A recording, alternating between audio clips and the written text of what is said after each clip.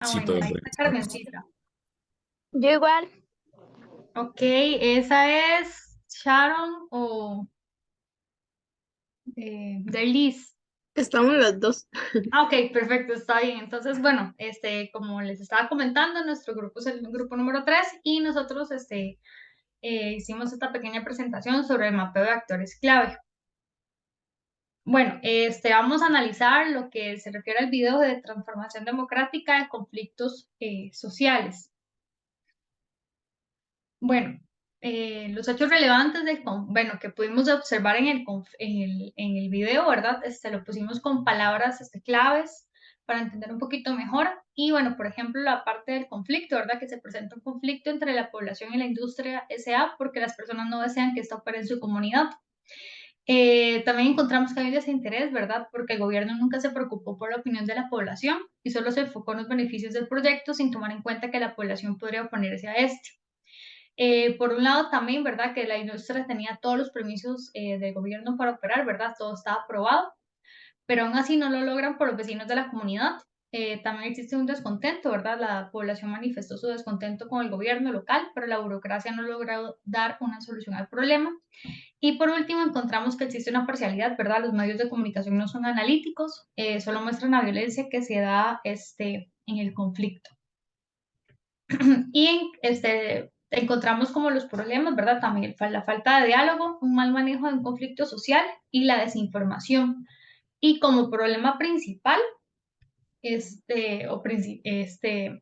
encontramos que es la deficiencia en la comunicación entre las estructuras políticas y sociales involucradas. ¿A qué nos referimos de esto? No vimos en el video un proceso de diálogo, ¿verdad? Donde se les comente a los pobladores lo que va a llegar a realizar la industria. Eh, y por el otro lado, ¿verdad? Simplemente eh, desde la parte como estatal, simplemente se les aprobó lo que se tenía que aprobar sin poder consultarle a las personas. Es como el problema principal. Y le doy la palabra a alguno de mis compañeros.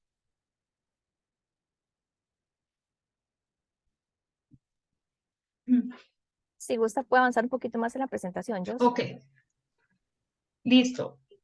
Carmen, si quieres nada más explico un poquito esto de la simbología. Perdón. Ok, dale, dale. Bueno, nosotros hicimos acá un poco, hicimos simbología porque queríamos identificar a cada una de los actores que logramos identificar, ¿verdad? Entonces, por ejemplo, la comunidad de Ñauri es como una estrella, se podría decir. La industria, la municipalidad de Ñauri, la policía, el Ministerio de los Medios de Comunicación. Ahora sí, Carmen.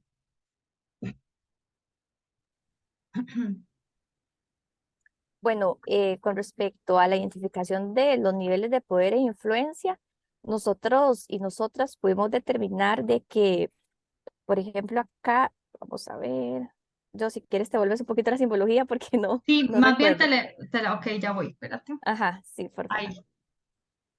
listo. Ok, vamos a ver. Ok, si gustas la policía y la industria, las tengo identificadas, si gustas. Ok, Ajá. Bueno, como el poder de influencia o el nivel de poder más bien que tiene la policía, pusimos que era realmente alto, esto tomando en consideración de que se rigen, ¿verdad? Por leyes, por un marco normativo.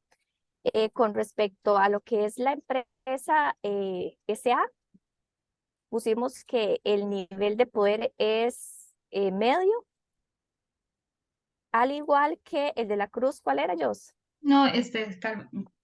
Bueno, te voy a decir, bueno, por ejemplo, el Sí, circulito, que sí, es la los... industria, es el nivel de poder alto. Es que acá lo tengo. Ah, ok, La dale, policía, entonces. como que la compañera, también es un nivel de poder alto. La cruz es el medio de comunicación. Carmencita. Ah, ok, perfecto. Sí, la cruz, que representa el medio de comunicación, tenemos que es un nivel medio, al igual que este otro símbolo, La comunidad de Ñauri. que la comunidad, exacto. Y después arriba, en los niveles de poder más altos, tenemos entonces la policía, a, si quieres lo dices yo, porque la verdad es que Ok, estoy perdida. Sí, ok, tenemos el nivel de poder alto, a favor, ¿verdad?, del proyecto. Tenemos a la industria y a la Municipalidad de Ñauri. También tenemos que es un nivel de poder alto, sin embargo, su posición es indiferente. Tenemos a la policía y al ministerio. Y un nivel de poder también, este medio, se podría ser el medio de comunicación. A este le podemos decir que es un nivel de influencia indiferente, ¿verdad?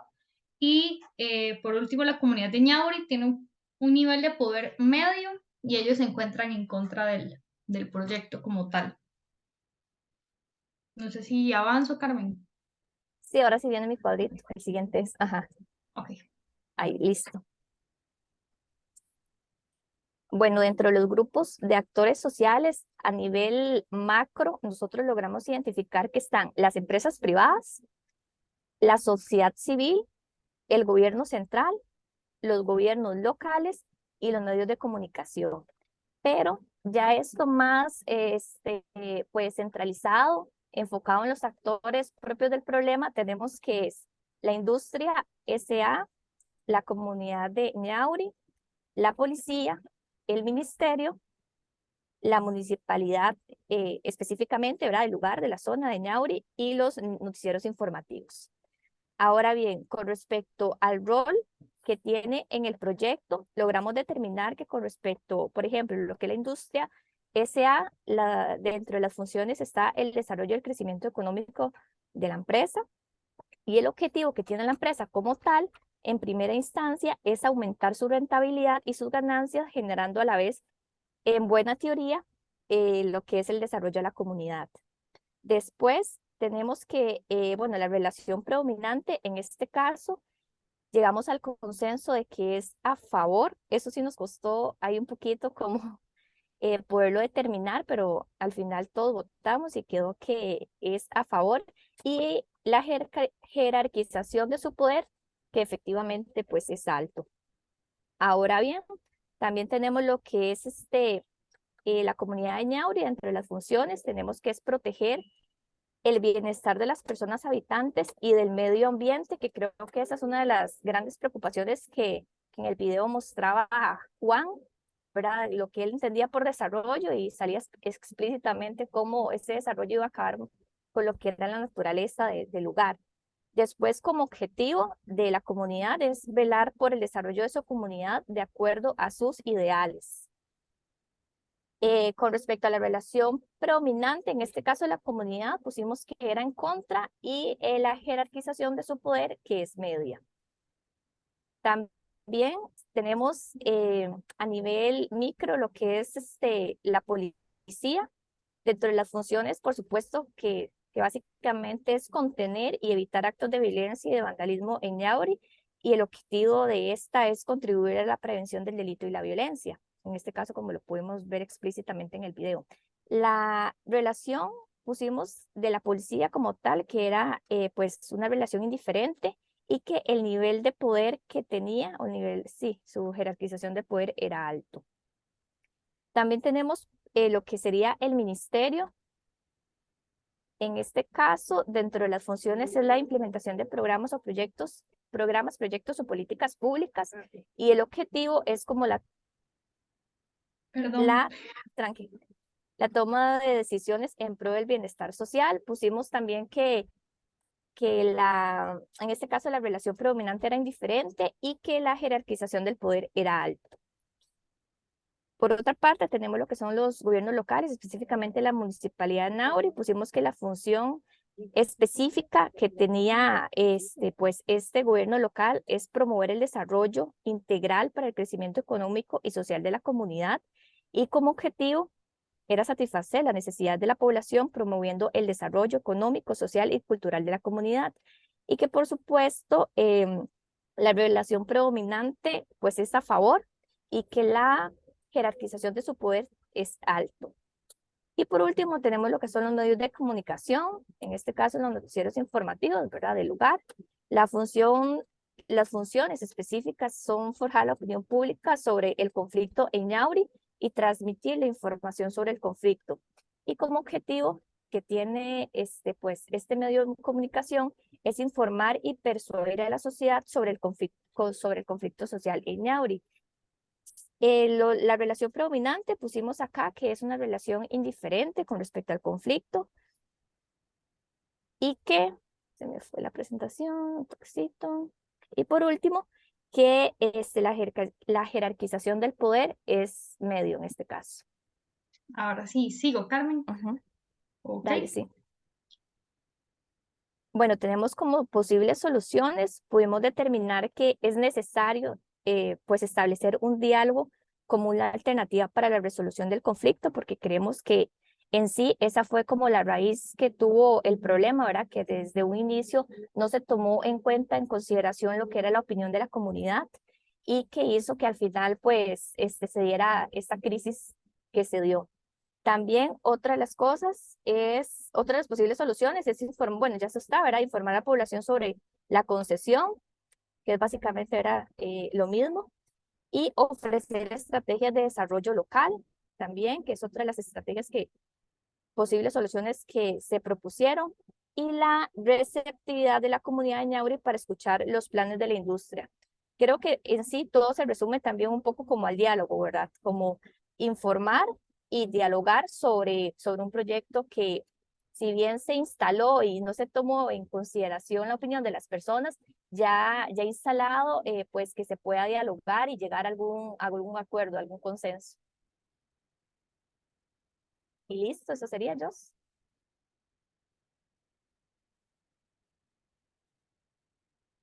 Voy, que se me quedó pegado aquí. Okay. Sí, se me quedó. Y ahora sí. Listo. Ok, y también, ¿verdad? La industria debe escuchar las opiniones de la población, respetar sus necesidades y respetar también un poco lo que es las costumbres y tradiciones que ya existen en la zona, mejorar la organización de la comunidad, apoyada y acompañada por los representantes del gobierno local y la prensa. También, bueno, dice que la prensa debe analizar la situación e informar más en lugar de solo mostrar la violencia generada por el conflicto. Que esto lo que hace es, pues, al final, pues, no ver, como decimos popularmente, las dos caras de la moneda, sino específicamente nada más, pues, informar sin, sin una base sólida eh, que la respalde. ¿Listo?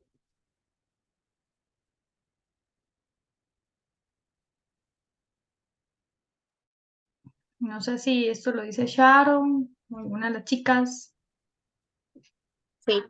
Bueno, por último, como recomendaciones finales, tenemos igual, como venimos diciendo, el diálogo entre la comunidad, la industria y el gobierno, que la prensa sea más metódica, analítica y responsable y no tan amarillista, atender el conflicto lo antes posible y en el lugar donde se está dando, que es la comunidad de Ñauri. Y por último, prevenir a través de la educación, el diálogo y la información compartida. Y eso sería. Muchas gracias. Ok, gracias. Muchas gracias, jóvenes. ¿Alguna pregunta, comentario? Tal vez consultarles a las compañeras, a las jóvenes, qué, qué les pareció de la aplicación de la metodología ya en un caso concreto, en este caso específico que les asignamos. ¿Les fue de utilidad? ¿Sintieron alguna dificultad a la hora de la aplicación? ¿O por el contrario, sintieron que la información que les brindamos en las clases teóricas sobre actores les ayudó para poder montar esta pequeña tarea? De mi parte, profe, vieras que sí, quiero acotar de que fue un reto, más que todo cuando hicimos la matriz. Al principio todo se ve súper fácil, súper claro y realmente uno no se imagina lo complicado que puede llegar a ser, porque es algo que, bueno, nosotros siempre hemos estado como, bueno, yo hemos estado como más vinculadas a estos temas de actores y todo, y pensamos que iba a ser súper sencillo, pero ya al momento de montar la matriz, ahí sí tuvimos que discutirlo porque no nos poníamos de acuerdo, ¿verdad? Todos tenemos perspectivas diferentes y más que todo la parte donde era a favor, sí, esa parte, ¿verdad? Yo creo que por ahí está, Sí, a por acá favor, en estoy. contra, Ajá. Sí, como Carmen dice, es, nosotros estamos acostumbrados, pero desde tal vez una parte más política, que dejábamos de lado ciertos factores, ¿verdad? Importantes, y ahora que estábamos haciendo la parte, hablamos con los chiquillos también y les decíamos, bueno, es que también la comunidad, qué tanto poder tiene, ¿verdad? Que si es alto, medio, bajo, entonces sí estuvo como complicado, pero por dicha, digamos, yo siento que la teoría nos ayudó mucho a entender más el detrás de cada uno de los puntos, ¿verdad? A dónde va, por qué se puede determinar si el poder es alto o la influencia si la influencia si está a favor, en contra, que es muy útil para nosotros como a lo largo de la vida. Yo creo que también cuando nos vamos a enfrentar a una situación, poder tratar de ver la parte como de los actores, ¿verdad? ¿Qué piensa cada uno? ¿Por qué se está tomando esa posición? No simplemente decir, no, si están en contra, salados y van a ver qué hacen, sino también como ponerse en los zapatos de las otras personas. Yo creo que eso es como algo que me deja, ¿verdad? Como para futuro poder tratar de ver y hacer un análisis como más crítico como de las situaciones que se nos vayan a presentar como administradores. Perfecto, Muy bien. muchas Una gracias. pregunta, por qué mencionan que ustedes tenían más acercamiento desde el punto de vista de lo político? ¿Es por su carrera, Sí, su otra carrera? por la carrera, profe, porque nosotros en ciencias políticas hacíamos un análisis diferente, ¿verdad? Sino como, Exacto, digamos, a mí cuando empecé la carrera de esta administración pública, yo lo veía muy como muy social y dejaba de parte como la parte pública, ¿verdad? La parte de la gestión. Y poco a poco fuimos aprendiendo, digamos, con el profesor Eduardo, que nos hizo hacer como una caja, ¿verdad? Donde venían los inputs y los outputs, pero desde la perspectiva de la administración pública. Poco a poco nos hemos ido abriendo como esta mentalidad de ver más allá de lo que nosotros nos enseñaron desde la parte política, desde la parte del poder como tal. claro. Claro, sí. Bueno, sí, es que efectivamente es muy valioso lo que ustedes están diciendo porque pues cada carrera tiene su énfasis, ¿no? Y sí, desde la parte de la ciencia política es muy rico el análisis también, es muy valioso y como bien usted dice, se ve desde el punto de vista de la teoría de poder. Entonces, eso le da una riqueza importante. La administración pública tiene otro tipo de enfoque donde es importante lo político, pero también hay otro tipo de factores que entran en juego. Entonces, qué dicha que lo vieron, qué dicha que lo sintieron así, y para los que solo están en administración pública, para que vean también la importancia de lo que estamos haciendo, porque esto se aplica en diferentes ámbitos, pero además lo que ustedes están haciendo les va a servir para diversos factores, o diversos escenarios laborales, ¿no? Ok, perfecto. Muchas gracias, jóvenes. Muchas gracias. Vamos con el segundo favorecido, don Raudin. Perfecto. Muy bien, entonces, el segundo favorecido para la noche de hoy. Bueno, nada más, el grupo anterior estaban todos, porque llamé a, ¿quién fue? Luis Miguel, que me parece que ya entró, y faltaba otra persona, me parece. Sí, Sería profe, bueno, entré ok, como 3 minutos tarde, después de las sí, 7. ok. Sería bueno si, como no le pusieron nombre a la portada, sería bueno ver si todavía los deja hacer algún No, agregado de que, comentario o que nos manden un o correo un con el correo o nombre. algo, ¿verdad? Porque si Sí, no, sí, ¿cómo los porque vamos a calificar? para Sí, evaluar claro, puede ser complicado, entonces mejor Sí, nos envían un correo. claro, claro. Ya les paso los datos al correo, por ahí. Ok, perfecto. Muy bien. Y gracias. el segundo favorecido es el grupo de lo que envió Carol Loaiza.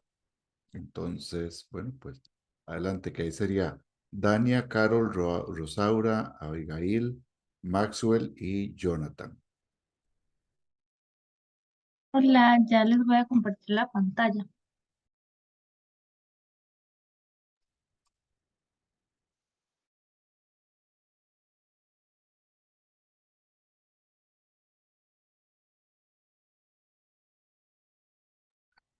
Me dicen si sí la ven. Claro, Ok, Correcto. bueno. eh, mm, voy.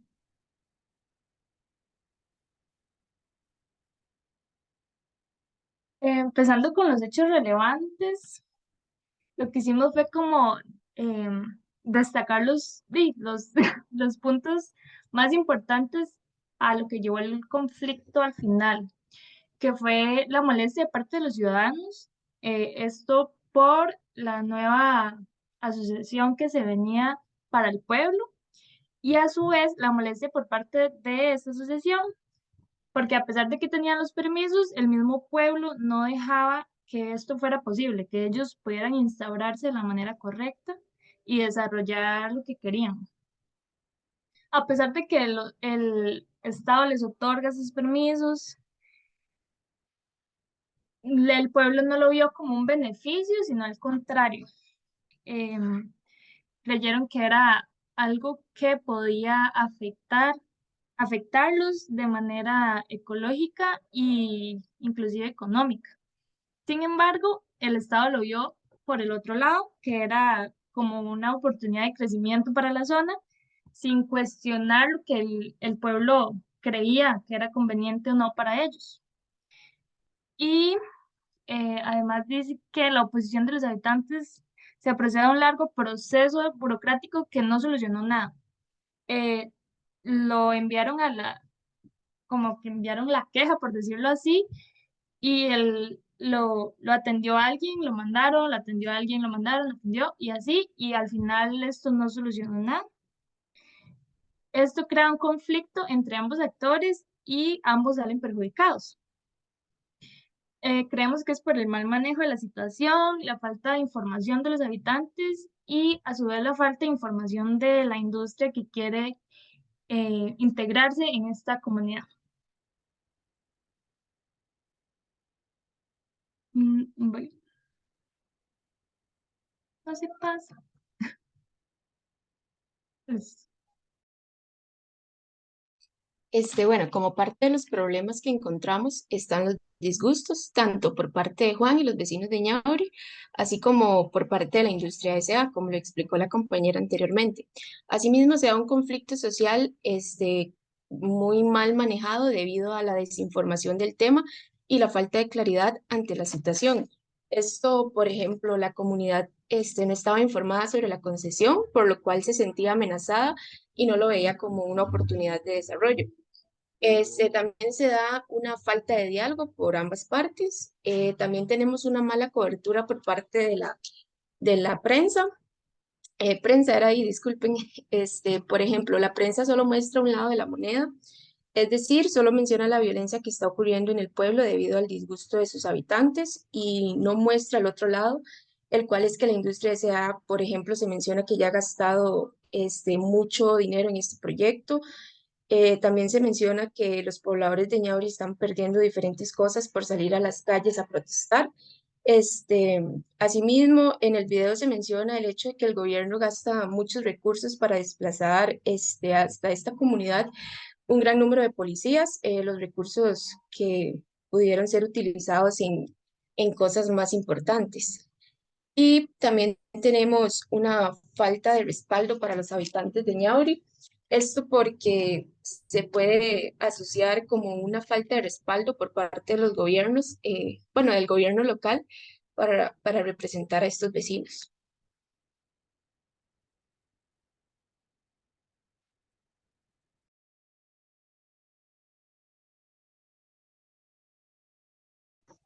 Buenas noches, ¿me escuchan?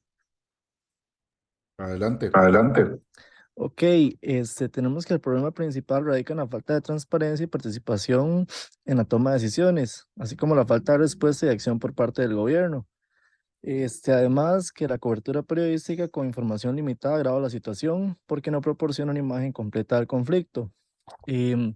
Adentrando un poco más, falta de información y participación porque los vecinos del pueblo no fueron informados previamente sobre la llegada de la nueva empresa, ni se les consultó su opinión al respecto. Esta falta de transparencia y participación generó descontento y desconfianza en la comunidad. Luego del incumplimiento de la responsabilidad gubernamental, porque a pesar de la protesta de los vecinos y su solicitud de ayuda al gobierno, este no abordó adecuadamente el conflicto ni tampoco proporcionó una solución satisfactoria. Y como último punto, la ausencia de cobertura informativa equilibrada, ya que la llegada de la prensa más bien Se puede ver como que la agravó la situación porque se centró únicamente en la violencia y los problemas sin presentar el trasfondo y la historia real del conflicto. Creo que ese sería el problema principal.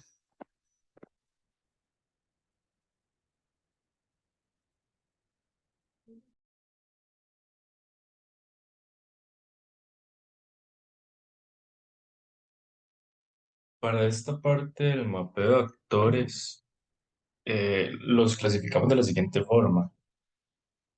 La industria y el gobierno central con un nivel de poder alto, dado los intereses que ambos tenían, que era la construcción de la empresa. Después, de forma indiferente, está el cuerpo policial con igual un nivel alto de poder por el cargo que ya ellos ocupan al representar un cuerpo policial, ¿verdad? Después, de manera indiferente, a nivel medio, está los medios de comunicación. Dado que en el video se mencionaba que ellos solo informaban de los conflictos que se estaban desencadenando. Sin embargo, ellos ahí nosotros analizamos, pueden llegar a tener inclusive un poder más alto si en verdad se enfocaran en, en ir más a fondo sobre la posición que había entre uno y otro, de forma tal que ellos también fueran unos mediadores entre la industria y el gobierno y la comunidad. Y ya después, como nivel local, como nivel de poder bajo e indiferente, está el gobierno local y regional, porque, como mencionó el grupo pasado, y aquí también se hace relevante, por decirlo de algún modo, los permisos que necesitaban lo iban pasando y pasando y pasando, y sin mostrar ningún tipo de interés por si se hacía o no. Más bien buscaban la forma de dejar a un lado eso para seguir con otras funciones, si se quiere ver de ese modo. Y ya después está la parte en contra que lo colocamos como que tienen un nivel bajo en el caso de Juan y la comunidad. Si bien es cierto, opusieron resistencia y demás, pero si lo vemos desde un entorno más grande, ellos no tienen nada que hacer ante ya un decreto que haya. Ok, se pueden oponer, pero eso puede implicar muchas situaciones que no, a ellos no les favorecen. Si gusta, la cambio. Y esta parte de la matriz fue muy complejo, la verdad. Hubieron ahí, llegaron opiniones diversas y al final nos quedó así, pero ya tiempo después caímos en razón de que habían cosas por corregir, pero aquí se puede ver como decimos, que en este caso, que la industria S.A., que en este caso el grupo de actores sociales era como la industria, el gobierno y el grupo policial, que el rol en este caso era construir la empresa en el pueblo ñauri por su gran potencial, además de generar fuentes de empleo, etcétera. En este caso, ahí está mal incorporado el grupo policial, dado que de ellos no eran eso, y en este caso ellos están a favor de la construcción, y el nivel de jerarquía es alto. Y por otro lado tenemos la comunidad, a Juan y al alcalde, o en este caso el gobierno local, que de cierto modo llegan a la oposición de la construcción de la industria. La relación respecto a todo lo que está sucediendo es en contra y el nivel jerárquico es bajo.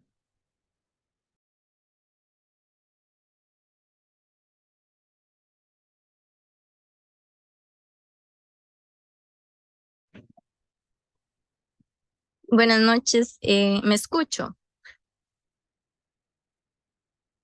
Correcto. Correcto.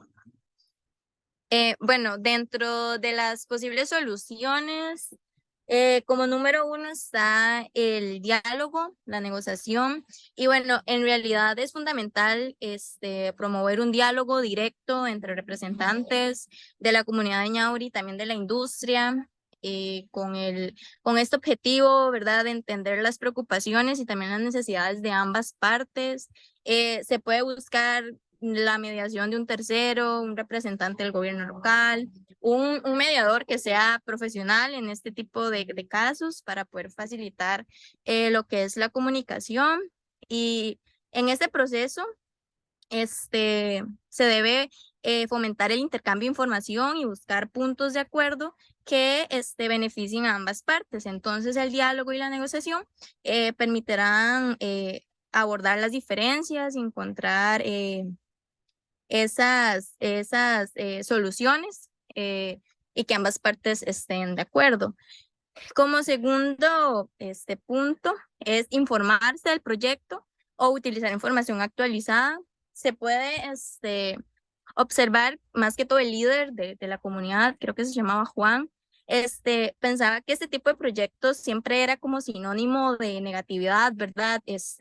Quizás por todas esas especulaciones que siempre se hace ante ese tipo de proyectos, pero en realidad hay que ir más allá, hay que informarse antes de emitir criterios o comentarios como los que hacía el líder del grupo. Y esto nos lleva a la transparencia de ambas partes. Es esencial organizar un proceso amplio para que haya transparencia, que permita la participación tanto de todos los miembros de la comunidad de Ñauri, donde estos puedan dar las opiniones, propuestas, y bueno, en este proceso de consulta claramente debe ir representantes de la industria que expresen sus verdaderas propuestas ante que lo que van a hacer en esta comunidad. Y bueno, es importante, ¿verdad? Siempre buscando asegurar que todas las voces sean escuchadas, crear esos espacios de deliberación, es decir, establecer un marco estructurado para la participación ciudadana será un elemento fundamental para poder construir esos consensos y tomar decisiones informadas, buscando soluciones que sean tanto beneficiarias para tanto para la comunidad como para la industria.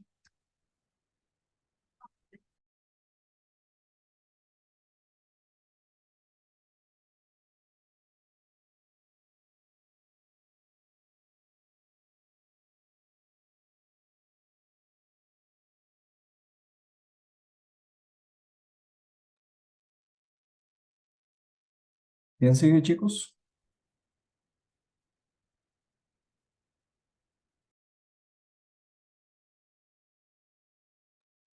Me está diciendo la compañera que tiene problemas con el micrófono, es Abigail. Bueno, entonces lo hace otra persona. Sí, entre las recomendaciones tenemos tres. El diálogo inclusivo, perdón, la construcción de la confianza y la educación y sensibilización. Para el diálogo inclusivo, creemos que es importante como promover el diálogo y que haya una participación de las partes que están involucradas en la actividad, digamos, si se va a hacer este consenso, que se incluya a los dos grupos, ya sea a la comunidad y a los empresarios o viceversa. Asegurándose de que todos los sectores sean representados y tengan como la palabra, como la oportunidad de expresar o proponer sus ideas. Para la construcción de la confianza, es importante que ambas partes igualmente del conflicto en este caso estén involucradas y sientan como un respaldo en el caso del pueblo, del gobierno local y igualmente la empresa. Esto puede ser a través de acciones y políticas que demuestren un compromiso con la justicia, igualdad y respeto. En este caso tenemos como la transparencia, imparcialidad y rendición de cuentas. Y por último tenemos lo que es la educación y sensibilización, que es promover la educación de negocios, diálogo y tolerancia. hablamos de que es importante que la sociedad en conjunto comprenda las causas y consecuencias de conflictos sociales, así como los principios y valores fundamentales de la democracia. Y hasta aquí sería nuestra presentación. Ok, jóvenes, muchas gracias. Tal vez si se devuelven a la matriz de mapeo de actores. Voy. Están estas dos últimas, perdón, no había visto la presentación. El fortalecimiento de instituciones democráticas y los medios de comunicación responsables.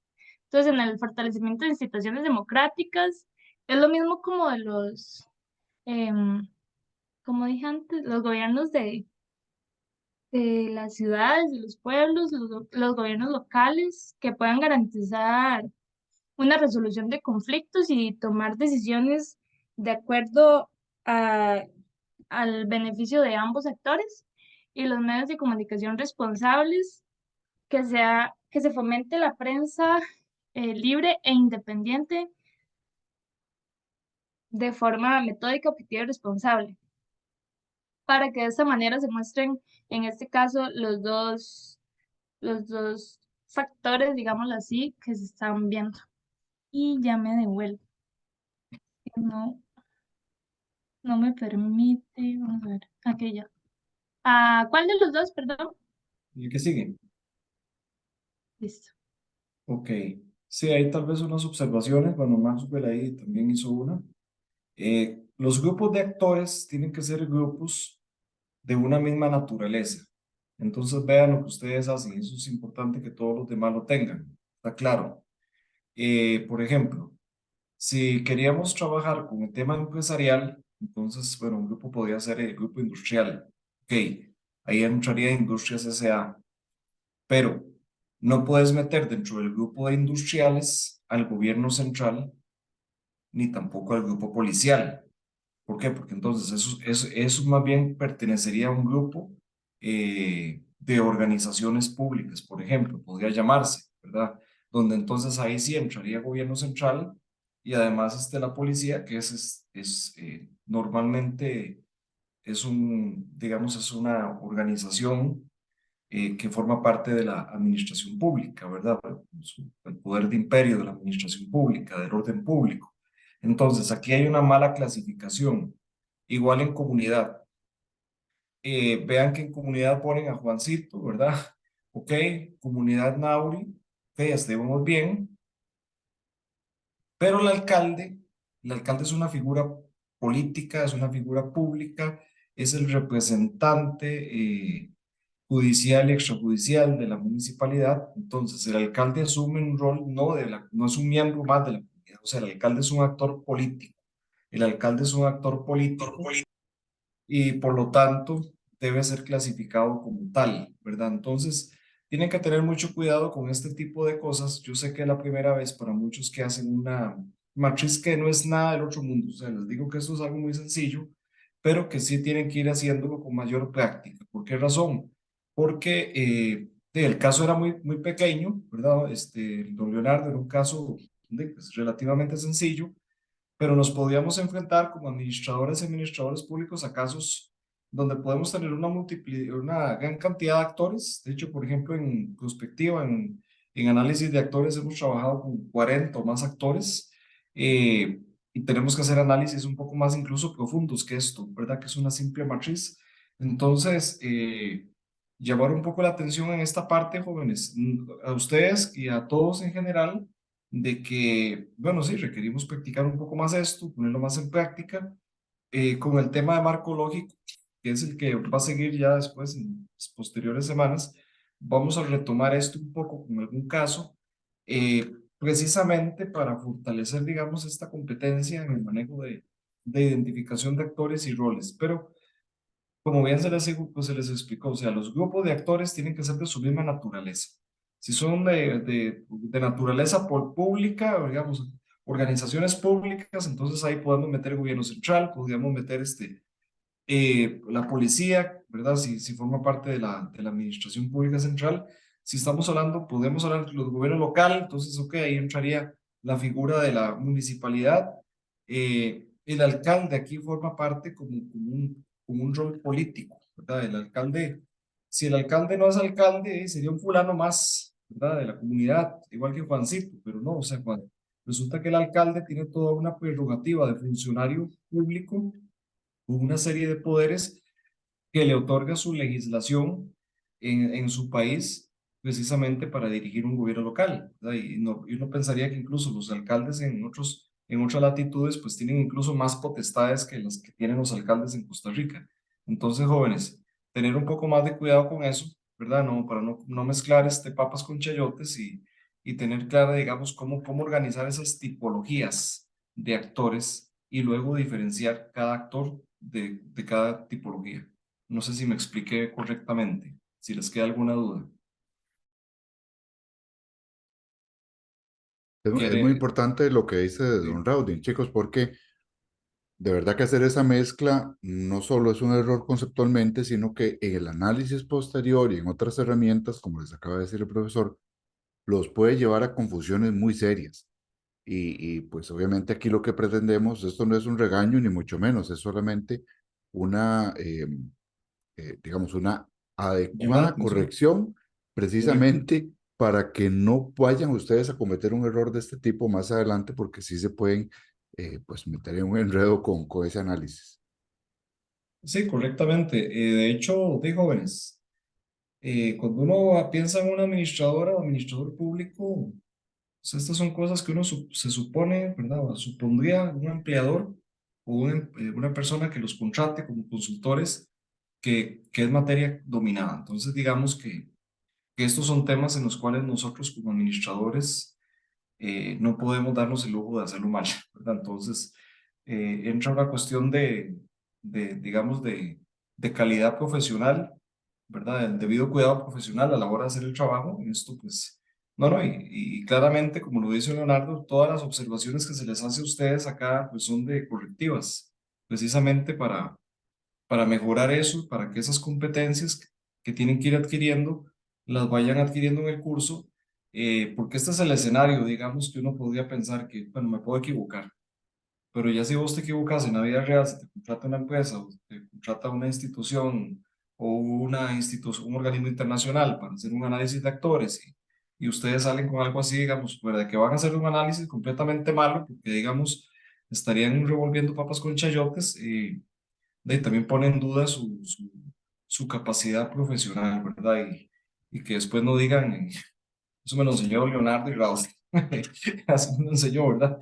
No, sino que, por ejemplo, más bien ustedes lo pueden hacer correctamente. Pero bueno, aquí este es el escenario para, de pronto, si hay una cosa de esa, se corrige, precisamente para que a futuro, pues ustedes lo sigan haciendo. ¿Por qué? Porque el análisis de actores lo van a seguir haciendo en muchos cursos, no solo en políticas públicas, en prospectiva, en su trabajo final de graduación, posiblemente van a tener que hacerlo, dependiendo del tema, ¿verdad? Entonces, no solamente para efectos del curso, sino para efectos de la vida. Eso tiene que quedarles muy claro. ¿Ok? Chicas, chicos, no sé si quieren decir algo más, algún otro comentario.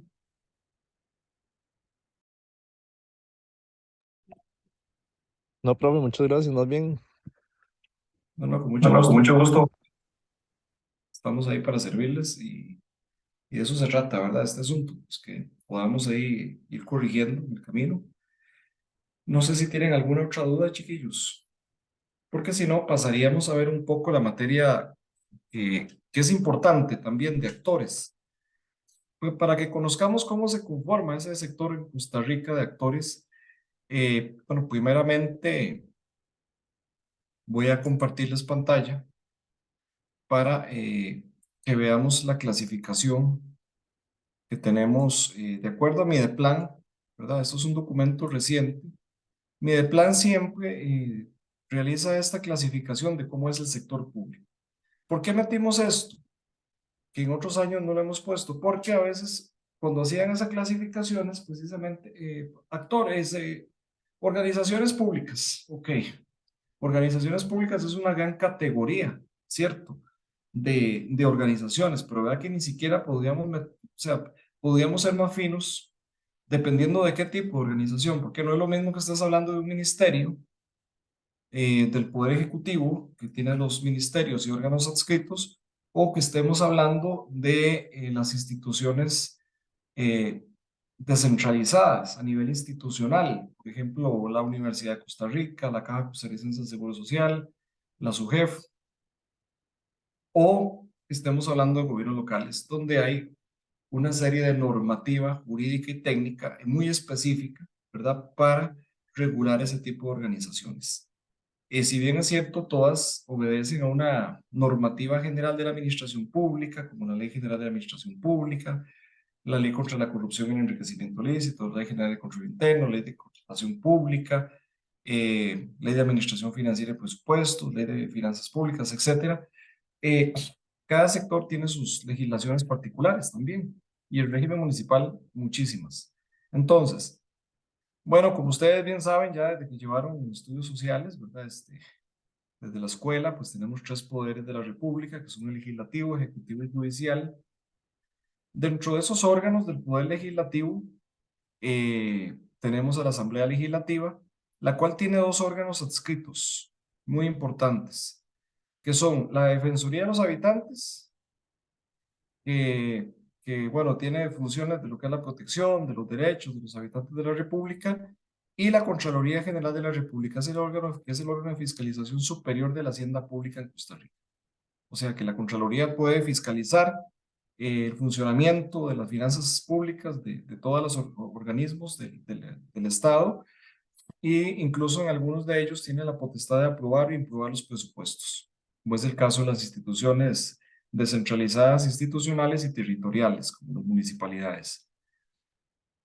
De esos 3 poderes tenemos un organismo electoral que es independiente, no forma parte de ninguno de los poderes, que es el famoso Tribunal Supremo de Elecciones, que tiene pues la parte del registro civil, que es elemental, ¿verdad? Y ya muchos de ustedes que ya han ido a sacar su cédula, pues ya todo el mundo conoce, todo el mundo ha tenido que ir de alguna manera, en algún momento de su vida, pues al Tribunal Supremo de Elecciones, ya sea hacer un cambio un cambio de domicilio electoral, o también para solicitar diferentes tipos de constancias de estado civil, de nacimiento, ¿verdad? Para sacar la cédula por primera vez, o se les perdió y tuvieron que sacarla nuevamente. Entonces yo creo que casi que todos los costarricenses conocemos dónde queda el Tribunal Supremo de Elecciones, ¿verdad? Un edificio lindísimo ahí en el centro de San José. Luego tenemos el Poder Ejecutivo, que lo conforman el presidente de la República y sus ministros. Entonces, ahí tenemos los ministerios, y cada ministerio tiene órganos adscritos. Aquí no, pues no voy a ponerme a leerlos todos porque esto ustedes lo tienen en la bibliografía, pero más o menos para que veamos al menos los ministerios. Bueno, Ministerio de Agricultura y Ganadería con 4 órganos adscritos. Esos órganos adscritos no son entes descentralizados, tengan cuidado con eso. Son órganos, así como se llama, desconcentrados, adscritos al ministerio. Entonces, por ejemplo, si ustedes buscan en SENASA, bueno, tiene que ver con todo lo que es la salud animal, ¿verdad? Todo ese tipo de cosas. Y normalmente en las páginas electrónicas de cada organización, ustedes van a encontrar cuál es la misión, cuál es la visión, cuáles son los objetivos estratégicos que cumplen ellas.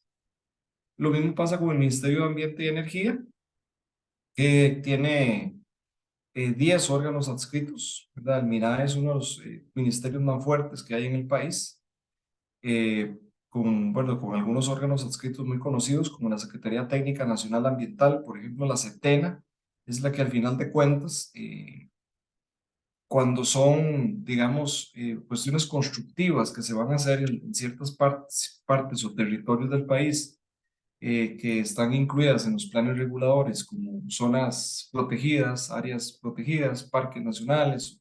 Por ejemplo, si hay mantos acuíferos y quieren hacer un condominio, ¿verdad? La SETENA tiene que dar la autorización de previo antes de iniciar cualquier proceso de construcción. ¿Por qué? Porque si tenés un manto acuífero, vos no podés construir, creo que son, no recuerdo si son 100 metros o más, ¿verdad? Cuadrados que usted no puede tocar, tiene que estar lejos, no puede tocar las nacientes. Entonces, a veces se complica bastante, ¿verdad? Tener estos permisos del SETENA para temas constructivos. Precisamente cuando, como les repito, cuando son áreas protegidas, áreas donde hay mucho recurso natural, o zonas de bosque primario, secundario, o donde hay fuentes de agua dulce, ¿verdad? Y donde hay nacientes. El SINAC también, que es todo lo que tiene que ver con el sistema de áreas de conservación, que ellos son los que se encargan pues de de todos los parques nacionales, ¿verdad? Todas las áreas de conservación que hay en el país. Igual todos hemos ido a playas, volcanes y montañas en Costa Rica, conocemos pues diferentes áreas protegidas, parques nacionales que están bajo el sistema nacional del SINAC. Hay un tribunal ambiental también para ese tipo de problemas. Entonces vean que es un ministerio pues bastante complejo, por así decirlo.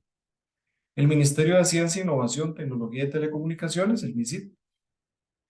Y luego el Ministerio de Comercio Exterior, COMEX.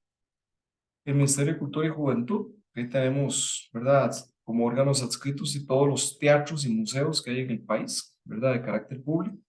Desde el Museo Nacional hasta el Teatro Nacional, Popular, el Archivo Nacional. Y bueno, son también, es un ministerio pues bastante grande. Ministerio de Economía, Industria y Comercio. Y ahí tenemos lo que es metrología, para promover la competencia, y la Comisión Nacional de Consumidor, ¿verdad?, que también te protege en caso de que sucedan situaciones a veces de publicidades engañosas, ese tipo de cosas, ¿verdad?, con las empresas. El Ministerio de Educación Pública también, que es uno de los más grandes y más complejos que tiene el país, encargado de todo lo que es la educación, ¿verdad?, primaria, tercer ciclo, diversificada, ¿verdad? Entonces, bueno, ahí tenemos el Ministerio de Educación Pública. Luego tenemos el Ministerio de Gobernación y Policía, todo lo que tiene que ver con el tema de policía, ¿verdad?, migración. Ministerio de Hacienda, ¿verdad?, no tan querido Hacienda, pero bueno, lo necesitamos. Y lo que no nos gusta es que nos aprieten con los impuestos, pero, ¿verdad?, es parte de la recaudación de los fondos del Estado. Eso sí, que no se les pase la mano con este gobierno que quiere meter más impuestos de los que ya tenemos. El órgano de normalización técnica, el Tribunal Aduanero, Tribunal Fiscal, Ministerio de Justicia y Paz, Ministerio de la Presidencia, tiene 2 órganos adscritos. El Ministerio de Obras Públicas y Transportes, que es otro complejo, ¿verdad?, porque tiene órganos adscritos también muy cuestionados, como COSEBI, CONAVI, ¿verdad? Entonces, también es un ministerio complicado. Planificación Nacional y Política Económica, Mideplan, al cual se le ha querido dar una serie de potestades, como yo les he dicho en muchos momentos, de una hasta duda de la capacidad de este ministerio para asumir estos otros roles que las nuevas legislaciones le pretenden dar, ¿verdad? El Ministerio de Salud, ¿verdad?, que es un ministerio también sumamente complicado, ¿no?, porque tenemos muchos órganos adscritos, ¿verdad? Todo el tema de vacunación, epidemiología, por ejemplo, ahora que ha sido un papel preponderante, todo el tema de la pandemia, ¿verdad? Inciensa también, IAFA, para las personas que tienen problemas de alcoholismo, farmacodependencia. Bueno, tenemos el IAFA que está en Montes de Oca. Luego viene el Ministerio de Seguridad Pública, Ministerio de Trabajo y Seguridad Social, que es muy importante. Aquí tiene una organización también importantísima, que es el CONAPDIS, que es el Consejo Nacional de Personas con Discapacidad, o sea, que regula todo el tema de personas con discapacidad en el país. Viene el Ministerio de Vivienda y Asentamientos Urbanos, y Presidencia, que tiene 3 órganos adscritos. El Servicio Civil forma parte de eso, ¿verdad? Y la Dirección General de Servicio Civil es la cual establece, digamos, los procedimientos y formas de contratación para todo lo que es el Poder Ejecutivo, ¿verdad?, y sus órganos adscritos, ministerios y órganos adscritos. Luego viene el sector público descentralizado e institucional. Hay 2 tipos de descentralización. Descentralización institucional, que es dentro de las instituciones autónomas, semiautónomas, empresas públicas no estatales, entes públicos no estatales, etcétera, que yo les voy a leer un poco. Y el sector público descentralizado territorial, que son los 84 municipalidades y los 8 consejos de distrito. ¿Ok? Entonces, en autónomas, vean que tenemos ahí una gran gama de instituciones autónomas, desde lo que es el Banco Central, ¿verdad?, Banco de Costa Rica, el Banco Nacional, que son de carácter más financiero, Instituto Costarricense de Electricidad, Acueductos y Alcantarillados, Incopesca, el INCOP, el Instituto Costarricense de Turismo, el IFAN a nivel municipal, el IMAS, el INA, el INS, la Junta Administrativa Portuaria, JAPDEVA, la Junta de Protección Social y las universidades públicas, que tenemos 4 en este momento. La Universidad de Costa Rica, la Estatal a Distancia, la Universidad Nacional y la Universidad Técnica Nacional. En total, 34 instituciones autónomas. Ahora más, después de verlas, las vamos primero a señalar y ya después les voy a leer ahí unas definiciones de, de cómo se clasifica cada cosa, qué se entiende cada cosa de esto, ¿verdad? Luego vienen los órganos adscritos a las instituciones autónomas y es una lista igualmente enorme. Banco Central tiene todo lo que son las superintendencias de seguros, valores, ¿verdad? Las semiautónomas, hay colegios profesionales. Bueno, ya aquí entramos en otra categoría que serían las semiautónomas. Tenemos 8 instituciones semiautónomas. CUDESUR, que ve todo lo que es la zona sur, es una institución semiautónoma. Y como tal, tiene toda su personería jurídica y su cuadro gerencial, sus auditores y toda la cosa. Órganos adscritos, ¿verdad? El ICODER, está adscrito el ICODER, el Tribunal Administrativo de Conflictos Deportivos. Luego vienen las empresas públicas estatales, que vienen todas las AFI, por ejemplo, todas las sociedades administradoras de fondos de inversión del Banco de Costa Rica, el Banco Nacional, ¿verdad? Puestos de bolsa, el INS, son empresas, ¿verdad? Funcionan como empresas, aplica normativa contable pues, de empresa, NIF, PUL. La empresa pública no estatal, que ahí entra lo que es la Compañía Nacional de Fuerza y Luz, la empresa de Servicios Públicos de Heredia, por decir alguna, ¿verdad? Popular Valores, Radiográfica Costarricense. Luego los entes públicos no estatales, que se caracterizan por ser organizaciones de naturaleza asociativa, que la gente es la que lo forma.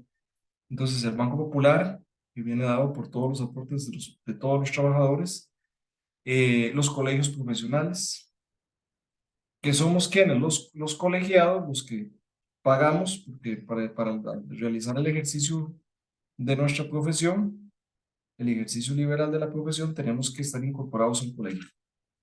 O sea, yo no puedo ser, por ejemplo, yo no puedo ejercer la contaduría pública si no estoy debidamente autorizado por el Colegio de Contadores Públicos. No puedo ejercer la medicina si no estoy debidamente autorizado por el Colegio de Médicos. No puedo ejercer, digamos, la administración si no estoy protegido por el Colegio de Ciencias Económicas de Costa Rica. ¿Por qué? Porque ninguna institución pública te va a contratar así, ¿verdad? Si no estás incorporado o incorporado. Entonces, los entes públicos no estatales. Y luego vienen, vean que son muchísimos. Y viene lo que es la otra parte de la descentralización, que es territorial, que son entonces los gobiernos locales, que son 84 gobiernos, perdón, sí, son 84 gobiernos locales. Y tenemos, ¿por qué? Porque se viene la municipalidad de Monteverde, que no existía, que fue creada recientemente, y tiene un asterisco, ¿verdad? Y la municipalidad de Puerto Jiménez, que también era un órgano, era un consejo municipal de distrito, y, ¿verdad? A partir del 2024 pasará a ser municipalidad, pasará a ser gobierno local, entonces dejará de ser, ¿verdad? Consejo municipal de distrito.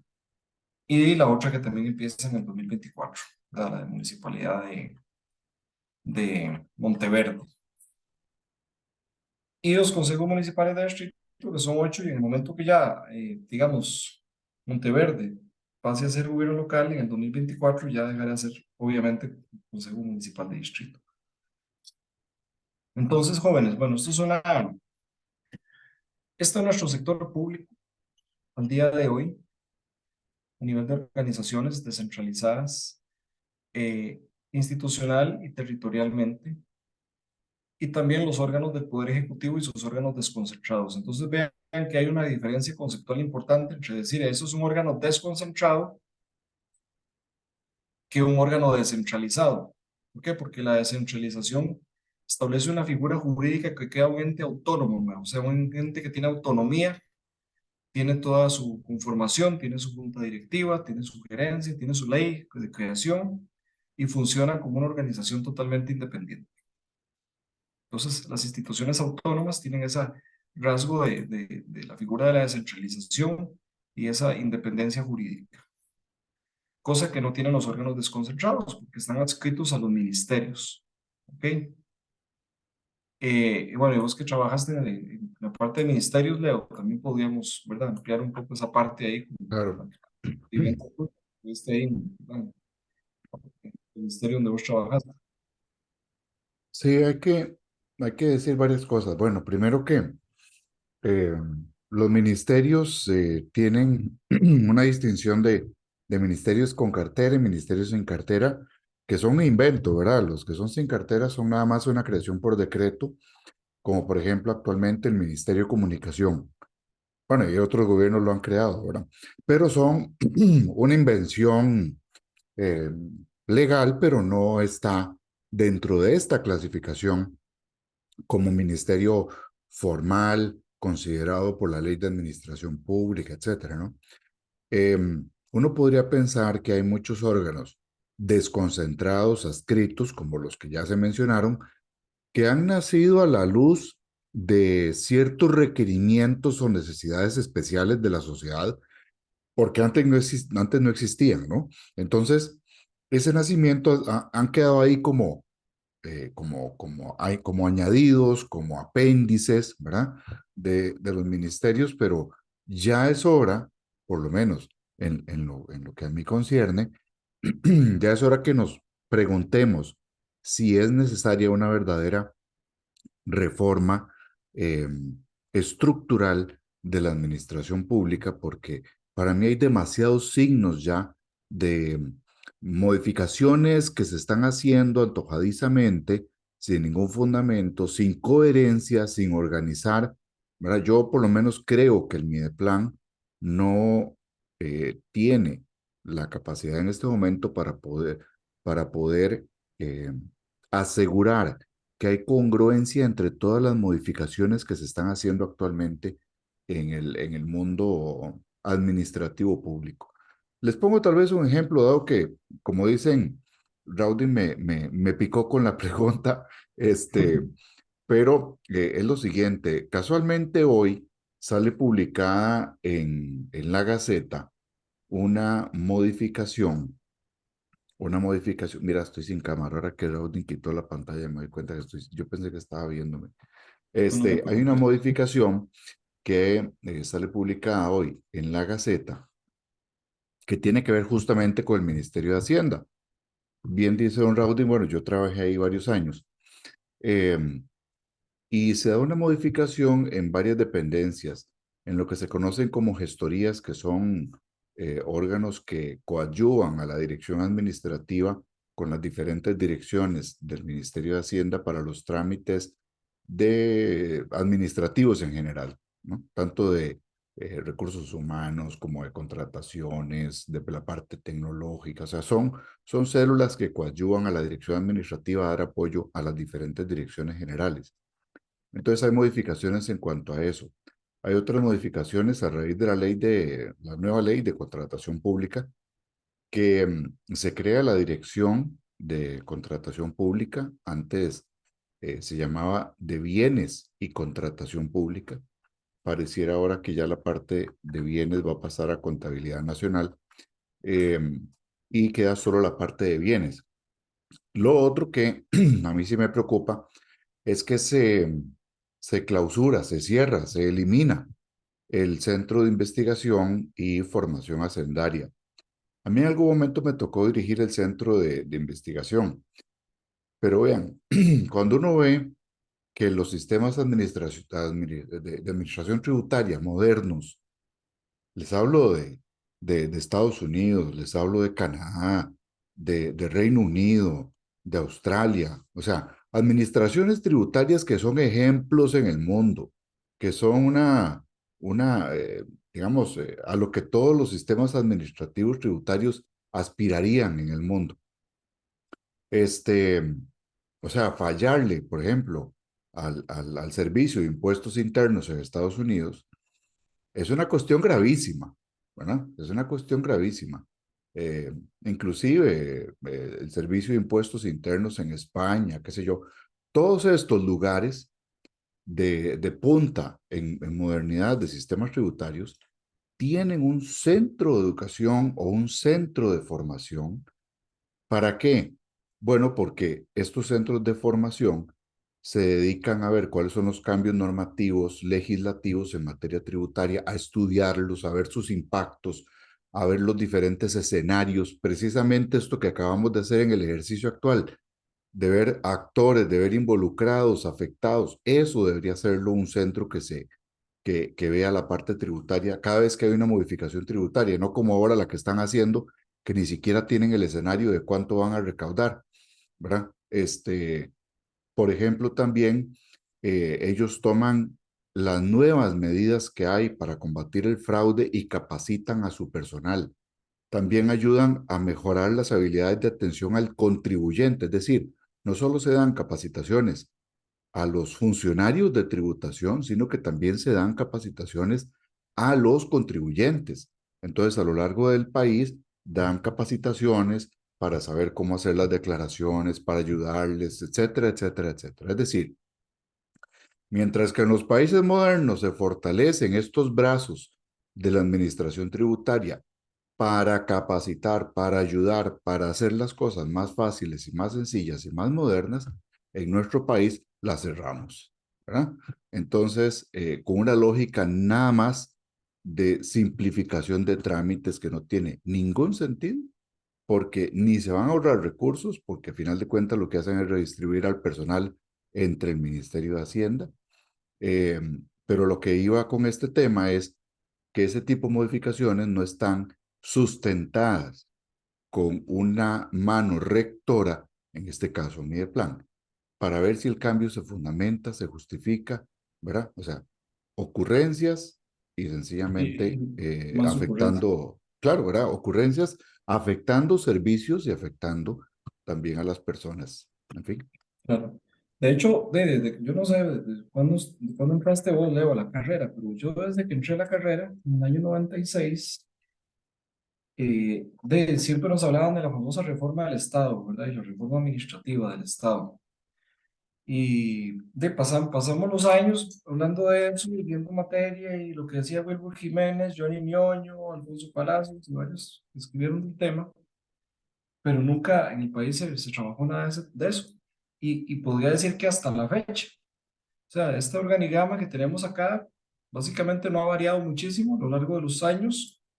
Y no se ha hecho digamos, un análisis realmente profundo de reforma estatal, de qué instituciones quedan, cuáles aplican, cuáles sobran, cuáles se pueden, de verdad, refundir o hacer, o sea, si tenemos organizaciones paralelas que están haciendo lo mismo, ¿verdad? De pronto el PAMBI, el INBU, órganos adscritos al MOP, por ejemplo, que tanto se dijo que se iban aquí a eliminar, etcétera.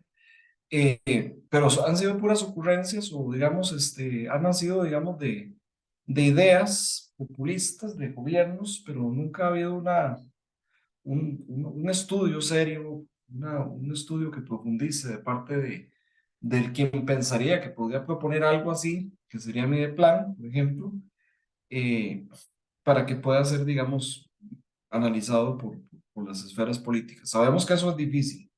O sea, cerrar una institución pública va a tener siempre muchos detractores, mucha gente que va a estar en contra y tiene que ser una decisión, normalmente va a ir a Asamblea Legislativa, porque ahora veremos por qué. Entonces no es tan fácil como que yo diga, a no ser que sea como Maduro, ¿verdad? Un tipo así, ¿verdad? Decir, bueno, se cierra y punto, ya, como un Daniel Ortega, pero digamos, bajo un Estado de Derecho como el nuestro, pues no es tan sencillo, ¿verdad? Hay que tener toda una tramitología técnica jurídica para poder hacerlo correctamente. Y entonces la famosa reforma administrativa y reforma del Estado ha sido siempre un tema lindísimo de tesis, de investigaciones, de propuestas, de libros, pero lamentablemente nunca ha habido, ni ha existido, ni existe una voluntad política de hacer un proceso serio de reforma del Estado, porque eso tiene un costo político. O sea, entendamos que eso tiene un costo político, entonces habría que ver qué gobierno querría echarse esa bronca, por así decirlo, ¿verdad?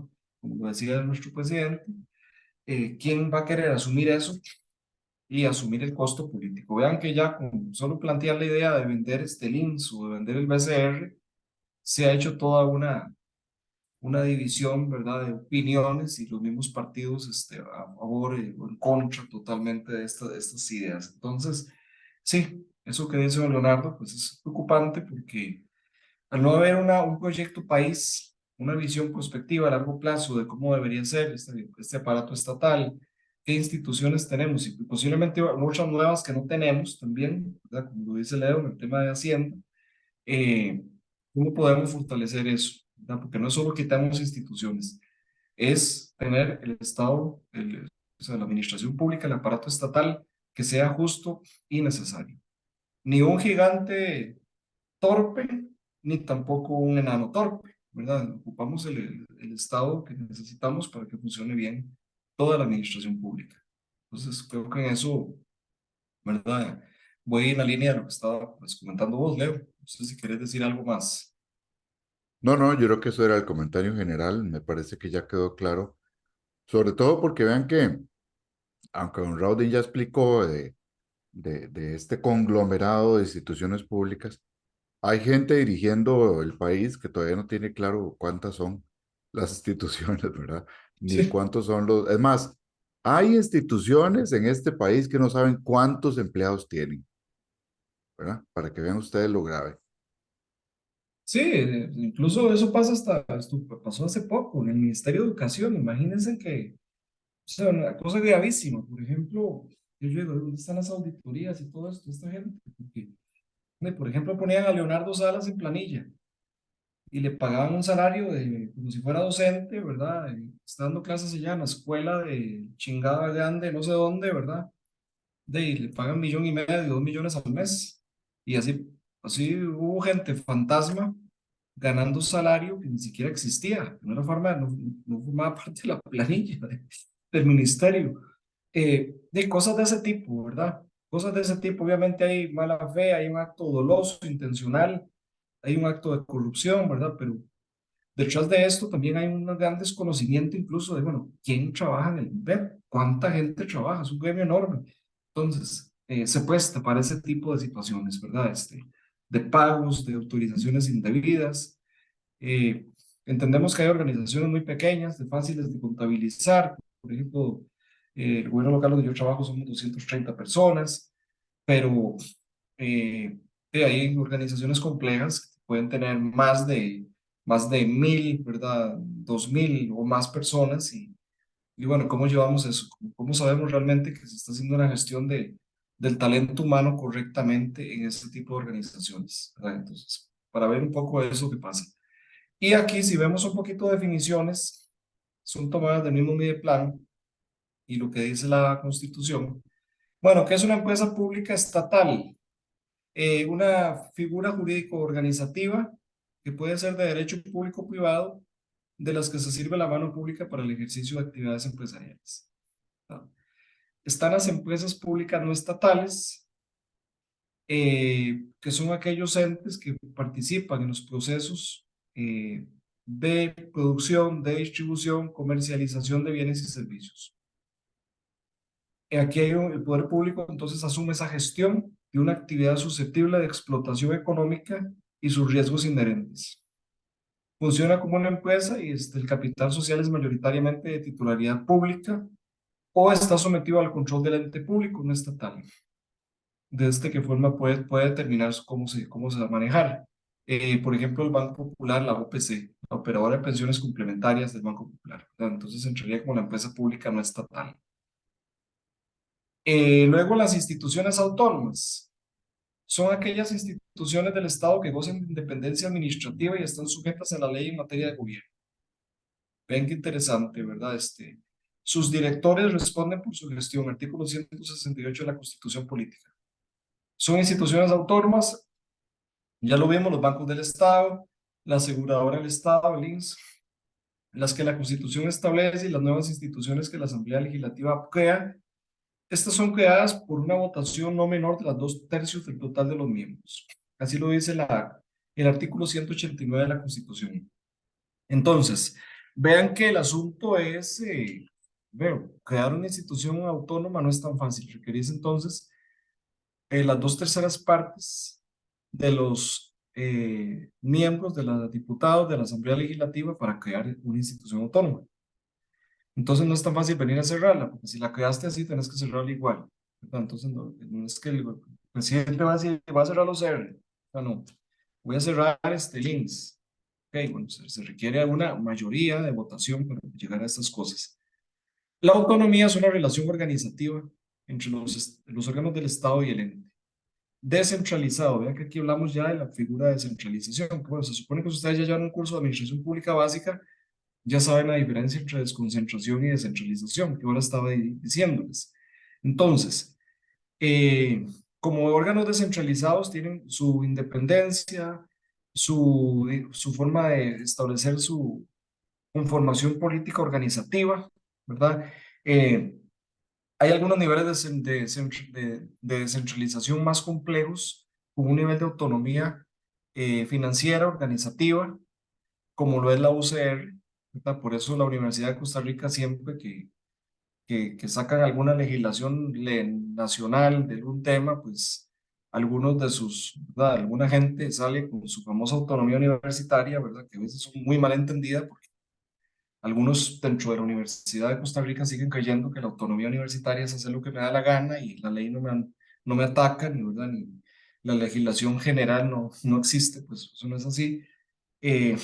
Te da ciertos niveles de independencia a la hora de establecer las propias políticas de gobierno de la universidad, de administración, ¿verdad? Sin injerencia de otros entes. Digamos que esa es la gran diferencia que tiene la UCR. Entonces, en este caso, por ejemplo, no se puede establecer una política salarial, ni de plano puede establecer una política salarial para la universidad, las universidades públicas. ¿Por qué? Porque tienen ese nivel de autonomía.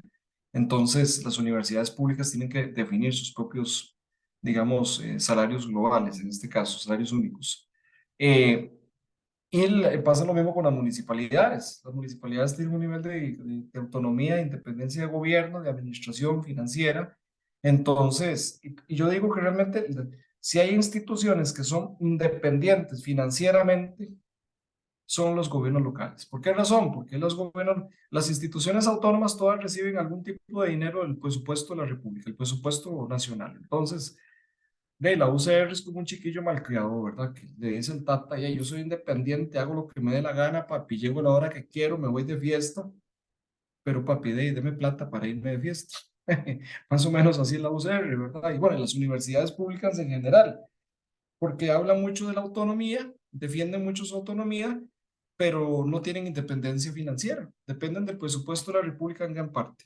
Poco del dinero y las universidades tienen un enorme potencial, eso es lo que yo siempre he criticado, ¿verdad? Entonces dependen del FES, que mira que el FES dice que tanto por ciento se le tiene que dar a las universidades, pero eso yo lo tengo claro que algún día eso va a desaparecer. ¿Por qué? Porque los diputados en alguna legislación se pueden poner de acuerdo en modificar esos artículos de la Constitución política y que las universidades se tengan que defender con sus propios recursos o tal vez con menos. Entonces, y eso ha sido la tendencia en los últimos años, ¿verdad? Y a eso vamos. Yo creo que el que no sabe leer lo que está pasando a nivel, digamos, global y a nivel nacional, pues está jodido, ¿verdad? Y la cuestión fiscal cada vez más compleja. Entonces, la parte universitaria va a tener que también recurrir a su propia generación de recursos, ¿verdad? Bajo sus centros de investigación, bajo sus fundaciones, bajo la venta de servicios para financiar sus proyectos y financiar también y tener un ingreso libre y un ingreso fresco, ¿verdad? No podemos seguir teniendo un gran porcentaje de la plata que las universidades manejan derivada de la transferencia del gobierno central, ¿verdad? Eso es un tema delicadísimo y por eso les pongo la analogía. La universidad pública se comporta como el chiquillo malcriado, ¿verdad? El adolescente que quiere salir de fiesta, llegar ahí a las 5 o 6 de la mañana o no llegar En nuestra generación, ¿verdad, Leo? El pleito era ver a qué horas llegaba uno, ya ahora más o menos no llegar, bueno. Sí, más o menos. Entonces, pero papi tiene que darme, ¿verdad? La plata. Yo no tengo los recursos. Entonces, yo soy autónomo, independiente, hago lo que me da la gana, pero sí necesito que usted me dé la plata. Más o menos entonces es como risible. Y en cambio las municipalidades, no, las municipalidades viven de su propia recaudación tributaria, de la propia prestación de sus servicios y del cobro de tasas e impuestos. Lo que reciben las municipalidades de transferencia al gobierno es una miqueta, ¿verdad? Es poquito, realmente, quizá no supera un 5% de su presupuesto total. Entonces vean que ahora que estuvimos en pandemia, hubieron municipalidades que tuvieron problemas, nosotros nunca tuvimos problemas, más bien siempre con inversiones de 3, 4 millones de dólares o más, pero, pero digamos, para un gobierno local pequeño, ¿verdad? Pero digamos, ¿por qué? Porque todas las estrategias de captación de recursos están en manos de la municipalidad. Entonces, realmente son instituciones eh, independientes y autónomas en ese sentido. Tienen una autonomía financiera. Que reciben plata la 8114 de la ley ¿verdad? De simplificación y eficiencia tributaria para mejorar la red vial cantonal, dice, pero lo que te dan son 100 millones, tal vez 70 millones, 100, o sea, dependiendo del tamaño del cantón, pues ahí te van a dar un recurso, pero dentro de un presupuesto de 10.000 millones, de 100 millones es cualquier vaina, o sea, no forma parte importante, digamos, del rubro de ingresos. Entonces, bueno, eso es un paréntesis ahí que quería desahogarme. Las instituciones semiautónomas, casi que es lo mismo que una institución autónoma, solo que son creadas por mayoría simple, o sea, la mitad más uno. Las autónomas son creadas por mayoría absoluta, 2/3 partes, pero en el fondo funcionan como lo mismo, ¿verdad? Y siguen siendo órganos descentralizados y tienen su propia ley de creación y tienen su conformación a nivel político, ¿verdad? Su junta directiva y sugerencias. Vienen los ministerios, que como bien decía el profesor Leonardo, son aquellos órganos que forman parte del Ejecutivo. Pueden ser con cartera o sin cartera. Las sin carteras que ponen al pobre ministro ahí, yo soy el ministro de tal cosa, o la ministra de tal cosa, y no tiene ni siquiera una conformación estructural que lo proteja. Por eso es una figurita ahí, ¿verdad? Dentro de los ministros. Y solo pueden ser creados por ley también, 141 en la Constitución y 24 en la Ley General de Administración Pública. Y viene la última, que es el ente público no estatal, que son interesantes, porque ustedes me dirán, por eso tiene más naturaleza privada. Pues sí, sin embargo, por eso se llama ente público no estatal, ¿verdad? Porque son de naturaleza corporativa, profesional, asociativa. Entonces, ¿quiénes le damos vida al Colegio de Contadores Públicos de Costa Rica? Pues todos los que somos colegiados y pagamos nuestra mensualidad al colegio. Y así pasa en el de ciencias económicas, así pasa en el de médicos y médicas, en el de abogadas y abogados, en el de cirujanos. O sea. Entonces, esa naturaleza asociativa hace que la gente, ¿verdad? Le da recursos de manera privada y conforman ese colegio que al final defiende un interés público. ¿Por qué? Porque está defendiendo, digamos, el ejercicio liberal de la profesión bajo estándares de calidad, de seguridad, ¿verdad? Que si vas a contratar a un médico o una médico, okay, es una persona que está debidamente colegiada. Siempre yo digo, bueno, si vas a hacerte un tratamiento privado, en una clínica o hospital, averigüen quién es el médico y cómo se llama y cuál es el número de carnet y si está debidamente acreditado, porque ha pasado que en algunas clínicas de pronto tenés una persona que te va a hacer ¿verdad? Un procedimiento quirúrgico, qué sé yo, en cualquier área, ginecología, por decir algo, y resulta que la doctora es una doctora general, no es especialista en ginecología. Si te vas a hacer un tratamiento o una operación en ginecología o en urología, pues usted lo que buscaría es que sea un médico especialista en urología o en ginecología, no un médico general, ¿verdad? Que no está tan capacitado, pues, no ha estudiado tanto, no se ha especializado, pues, para ver el tema. Igual, si vas a contratar a un contador público que te haga tus estados financieros de la empresa, no vas a contratar a cualquier tipo ahí que te dé una tarjeta y O sea, vos no vas a poner la información financiera de una empresa en manos de cualquiera. Verificas que exista la persona y efectivamente, si esa persona existe y está incorporada al colegio y está al día y no está, digamos, sancionada, y que igual sucede con el colegio de ingenieros y arquitectos. Si usted va a contratar a un profesional para que le hagan los planos de su casa y que incluya su casa, y pues usted busca en el colegio que esa persona esté debidamente autorizada, acreditada y no sancionada, que puede ser que sea incorporado pero sancionado también, ¿no? Por faltas administrativas. Eso es muy grave, entonces hay que tener cuidado. Y también está el Banco Popular, ¿verdad? Que también funciona como un ente de naturaleza asociativa, porque al final todos, de nuestro salario, todos los que trabajamos, ¿verdad? Aportamos al Banco Popular, entonces entra como un ente público no estatal. Conjunto de personas con la calidad de miembros de la corporación. Al final yo soy miembro colegiado. Cuando hay asambleas, en el Colegio de Contadores, por ejemplo, de Ciencias Económicas, yo estoy convocado y tengo voz y voto para ir a la asamblea y decir lo que pienso sobre temas, ¿verdad? Y eso es parte de lo que, digamos, de los derechos que tiene uno al ser un miembro de esa corporación. Entonces, jóvenes, vean que es interesante toda esta cuestión. Hay toda una normativa legal, por ejemplo, la Constitución Política o Ley General de Administración Pública, que regula cómo funcionan estas organizaciones, ¿verdad? Y lo que vimos con Mideplan, básicamente, lo que vimos con Mideplan básicamente es cuáles son esas organizaciones, cómo están ordenadas y conformadas. Entonces, eso es importante que ustedes lo conozcan. Si no lo conocían, pues bienvenido el momento de conocerlo. Si estamos hablando de actores públicos o privados, ¿verdad? En el caso de los actores públicos, vean que son muy complejos. Entonces, no es solo decir organización pública, no, no, o sea, ¿qué tipo de organizaciones públicas?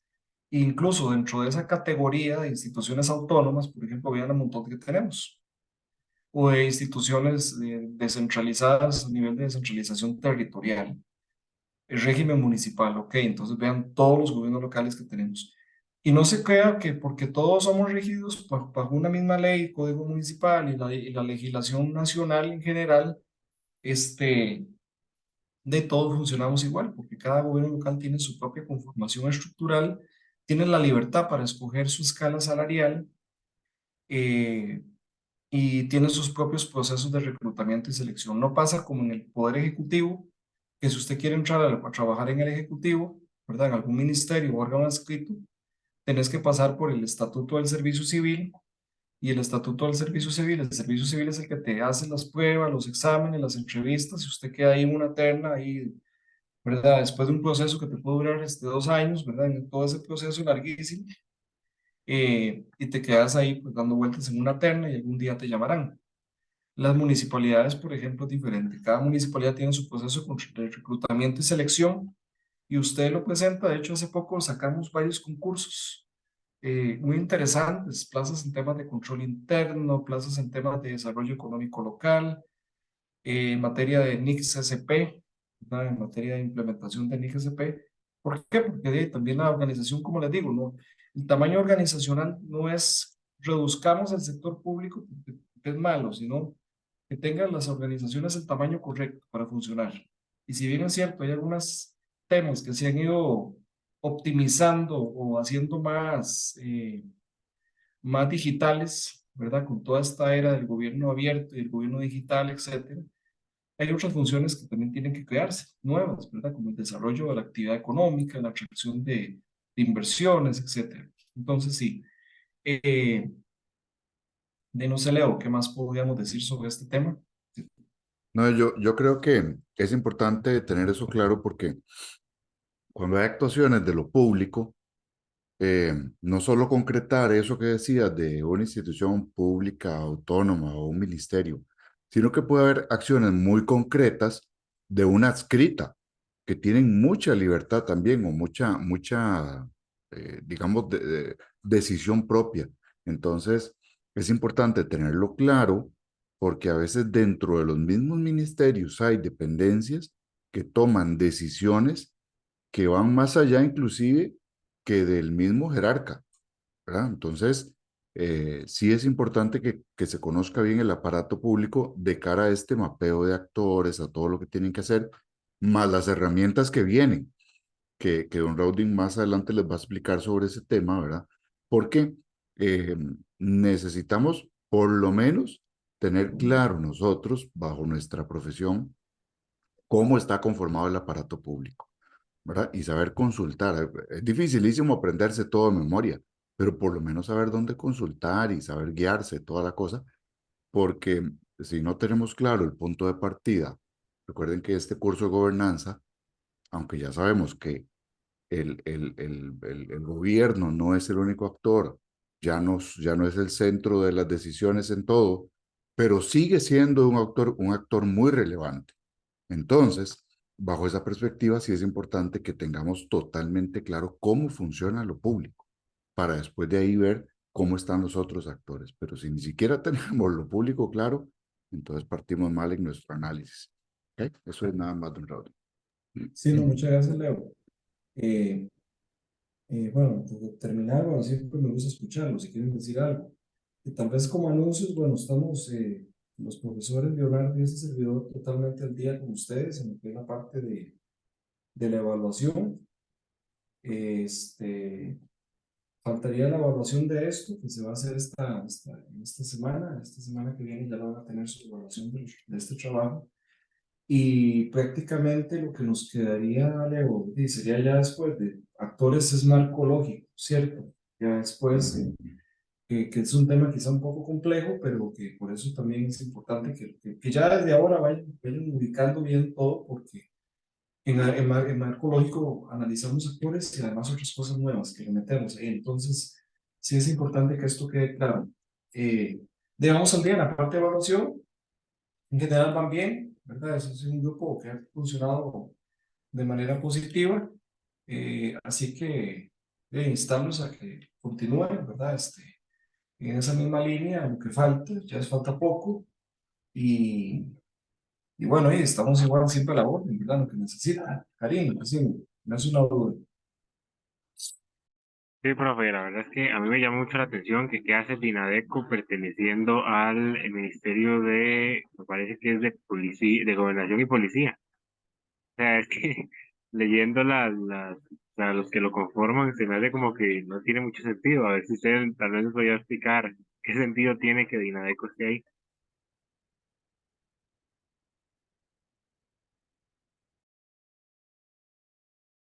Estoy buscando aquí en el organigrama.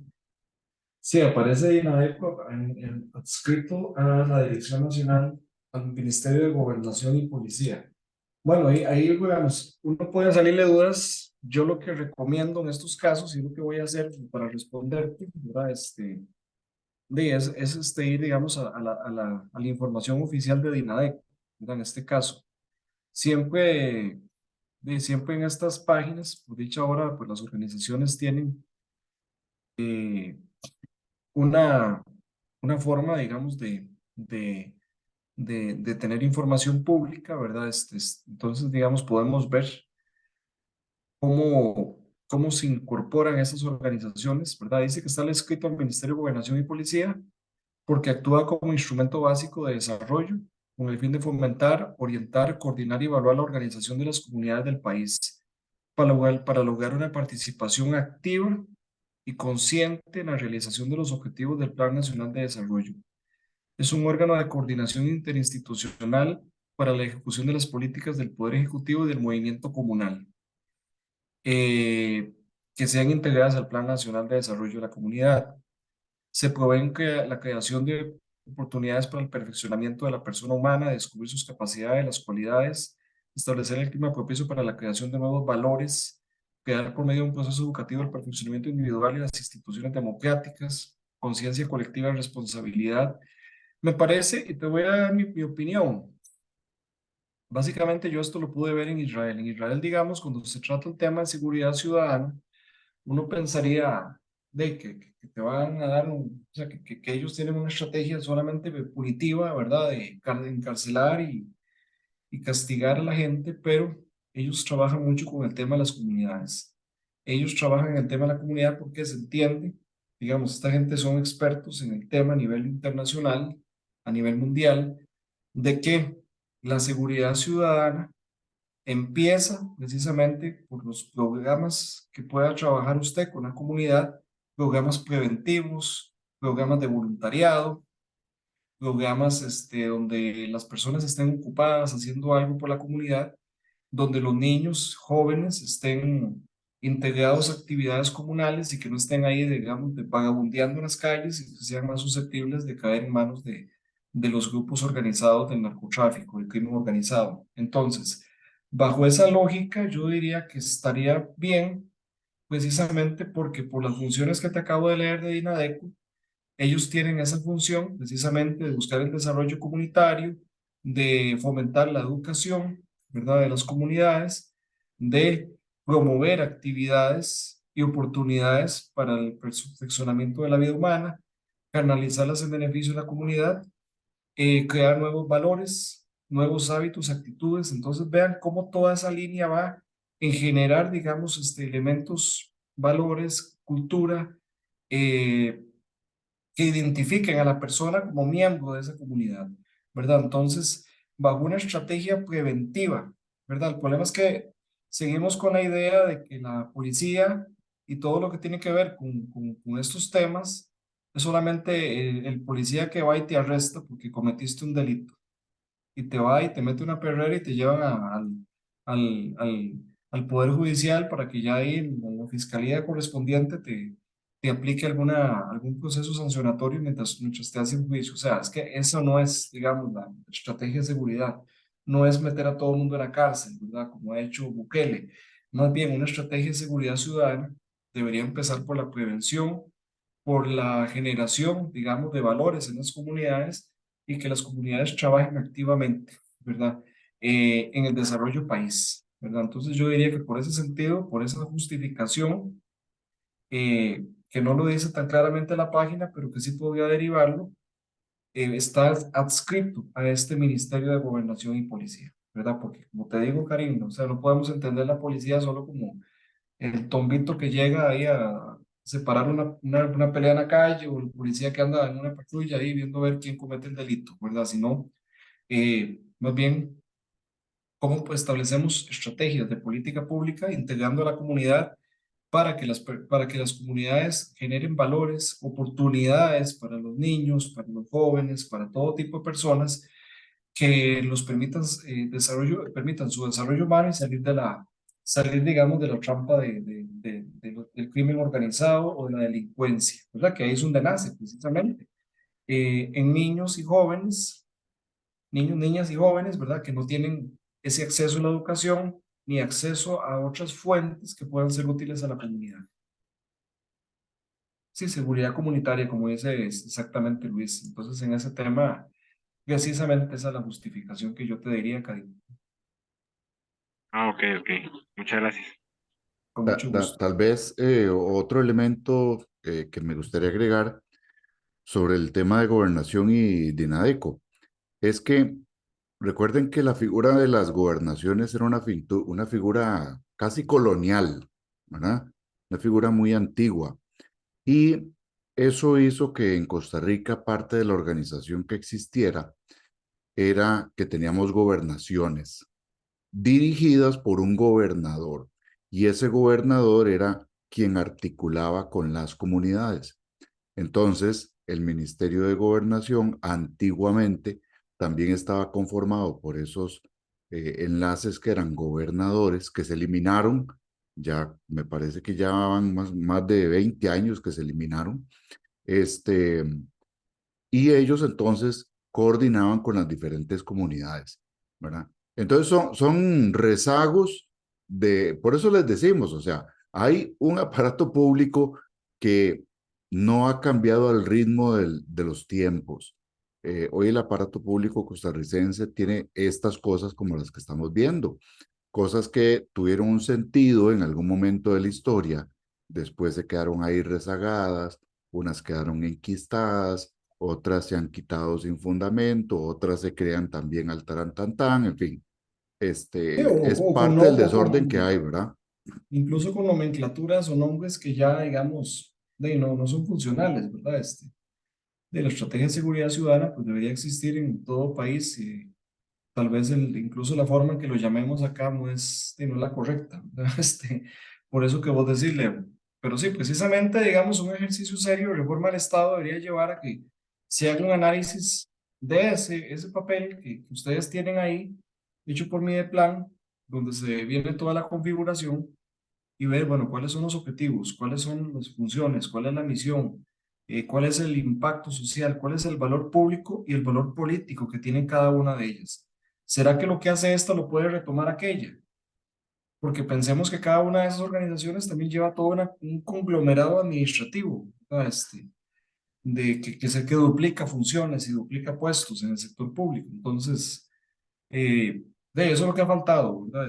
Como repito, o sea, hay mucha literatura que uno podría recomendarles que se ha hablado desde siempre, ¿verdad? De los clásicos, de los autores fuertes de la administración pública, clásicos como Johnny Mioño, ¿verdad? Wilbur Jiménez, Alfonso Palacios, en algún momento como profesor de la escuela, que han hablado del tema, pero de todo ha quedado ahí siempre, ¿no? Nunca se ha avanzado y como les digo, yo, por lo menos de mi posición es que es un costo político muy alto y nadie quiere asumir ese costo político porque vean que si incluso usted dice o da a entender que vas a vender una institución como el INSO, el BCR, pues se te hace todo ¿verdad? Todo un desmadre a nivel nacional, jamás de que no se puede hacer, o sea, que es inviable, que haya, imagínate vos, hacer todo un proceso y decir, bueno, vamos a cerrar, no sé, X número de organizaciones. ¿Sabes? Por más estudio técnico que lleve, ¿verdad? Porque siempre va a haber una resistencia política. Va a haber una resistencia política porque además hay grupos internos que van a mover eso, pues obviamente para que no pase. ¿Eh? Si yo trabajo en el limbo, y pues yo moriré con el limbo, o sea, no, entonces no va a desaparecer, ¿verdad? De alguna manera hacemos para que no desaparezca con sindicatos y con todo lo que haya que mover. Entonces vean que el asunto no es tan complejo, no es tan fácil, por eso yo pienso que nadie lo ha querido hacer. Eso podría prestar a una situación, un ambiente político bastante tenso. Y lo que hacen es como carajadas así, ¿verdad? Pincelazos y ocurrencias como es lo que estamos viendo últimamente en el sector público costarricense, pero que en ningún momento atañe a digamos, un proyecto de país a largo plazo, consensuado, bien pensado, bien analizado y con una visión a largo plazo, ¿verdad? Que trascienda los 4 años de un gobierno, o sea, una visión a 60 años. Bueno, como lo que hizo Braulio Carrillo cuando llegó, ¿verdad? Definió, fue el arquitecto del actual Estado costarricense, él tuvo la sabiduría de pensar un Estado y lo pensó y mucho de lo que tenemos hoy nace a raíz de este gobierno, ¿verdad? Pero esos ejercicios ya de visión a futuro, de una imagen país y de cuál debería ser el aparato público correcto, como les digo, no es solo cerrar instituciones, hay que crear otras nuevas. Estamos en las puertas estamos en la cuarta revolución industrial, en las tecnologías inteligentes, físicas, biológicas, digitales. Entonces, ¿qué necesitamos también con ahora temas de inteligencia artificial y demás para poder sacar provecho de toda esa tecnología y funcionar como un estado más moderno? ¿Verdad? Entonces, el asunto no es cerrar, no, es crear y transformar y que exista lo correcto. ¿Ok? No sé si alguien quiere decir algo más, don Leonardo, o No, de ustedes, mi parte, jóvenes. de mi parte estoy don Raudy ya. Sí, sí, de mi parte también. Yo pienso que la clase ha sido provechosa, ¿no? Me gustó la participación de ustedes y creo que esta última parte era elemental verla. Estaba en el programa y precisamente era el día de hoy que teníamos que desarrollarla, ¿verdad? La semana pasada, pues más bien nos enfocamos en explicarles bien la metodología de análisis de actores y ya hoy pues podemos explicarlo pues con mayor tranquilidad. Así que, jóvenes, bueno, muchas gracias. Eso Espero es. que les haya gustado la clase y nos estaríamos viendo este próximo jueves ya como cierre, ¿verdad, don Leonardo? El tema de actores. Exactamente, ya para cerrar ese tema. Perfecto. Muy bien. Bueno, muchas gracias y Buenas buenas noches noches. a todos. Chao. Buenas noches. Gracias, buenas Gracias. noches. Chao.